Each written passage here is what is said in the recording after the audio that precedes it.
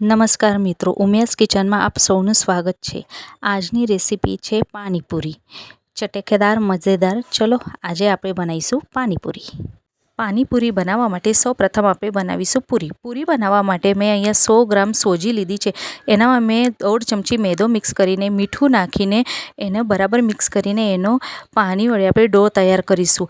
હવે એમાં સોજી પાણી તરત એબ્ઝોર્બ કરતી નથી, કાઠી રહે એટલે થોડું થોડું પાણી નાખતું જવાનું, લોટ બાંધતું જવાનું। એનો બરાબર મસળીને આપણે એનો ડો તૈયાર કરવાનું છે।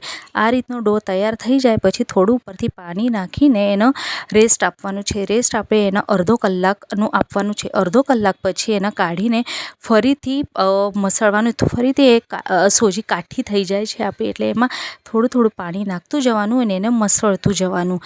બરાબરનું મસળીને એનો આપણે સરખી રીતને ડો તૈયાર કરીને એના આપણે ગુલ્લાઓ પાડવાના છે। અહીંયા મેં એના 2 ગુલ્લા કર્યા છે। 2 ગુલ્લા કરીને એના મોટો રોટલો બનાવીશું કે મોટા રોટલામાં આપણે એનો બહુ પતલું એ નહીં, બહુ જાડું એ નહીં, એવી રીતનો રોટલો તૈયાર કરવાનો છે। હવે એના કાપા કરવા માટે મારી પાસે અહીંયા ઢાંકણું હતું, એના વડે મેં એના સરખા પ્રમાણમાં કાપા કરીશું।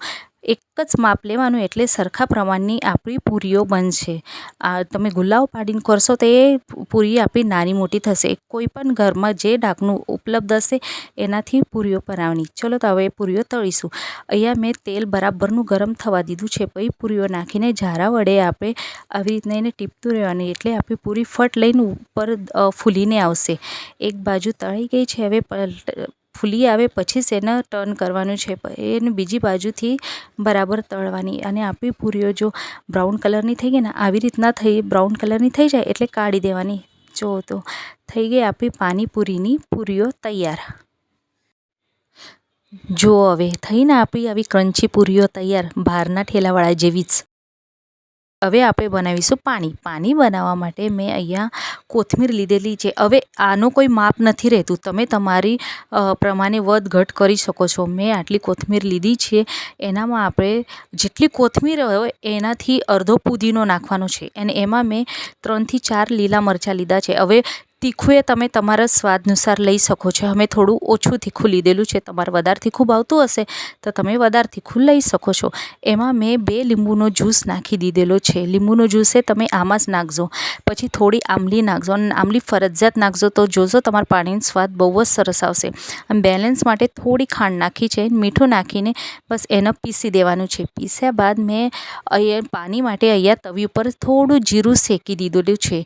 શેકેલો જીરાનો સ્વાદ પાણીમાં બહુ જ સરસ આવે છે। પછી એ જીરું કાઢીને મેં અહીંયા વલણોથી એને ઝીણું ક્રશ કરી દીધું છે। જો આપણે જીરું શેકેલો હોય ને તો આના રીતે ક્રશ કરો, ફટોફટ ક્રશ થઈ જાય છે। આ તમે પાણીમાં નાખશો ને એનો સ્વાદ બહુ જ સરસ આવે છે। પછી ગળના વડે મેં જે પેસ્ટ કરી હતી એને ગાળી દીધેલું છે, જેમ કે એ પેસ્ટ મારે માવા માટે જોઈએ છે એટલે આ પેસ્ટ હું સાઈડમાં રાખીશ અને બસ આ પાણીમાં થોડું પાણી અમોરીને શેકેલા જીરાનું પાવડર નાખીને જો થઈ ગયું ને આપણું પાણી, હવે આપણે બનાવીશું માવો। માવો બનાવવા માટે મેં અહીંયા 2 બટેકા બાફી દીધેલા હતા। આમાંય કોઈ મેં માપ નથી લીધું, અંદાજ પંચે બધું લીધું છું। અને એમાંય મેં બટેકામાં ચણા સરસ હાથ વડે જ મેં ક્રશ કરતી ગઈ અને બટેકામાં મિક્સ કરતી ગઈ। જો થઈ ગયા ને સરસ ચણા એમાં મિક્સ, અને પછી મેં જે ચટણી કાઢી હતી એ નાખીને મીઠું નાખીને એને મિક્સ કરી દીધું છે। તો આ રીતે થઈ ગઈ આપણી પાણીપુરી તૈયાર।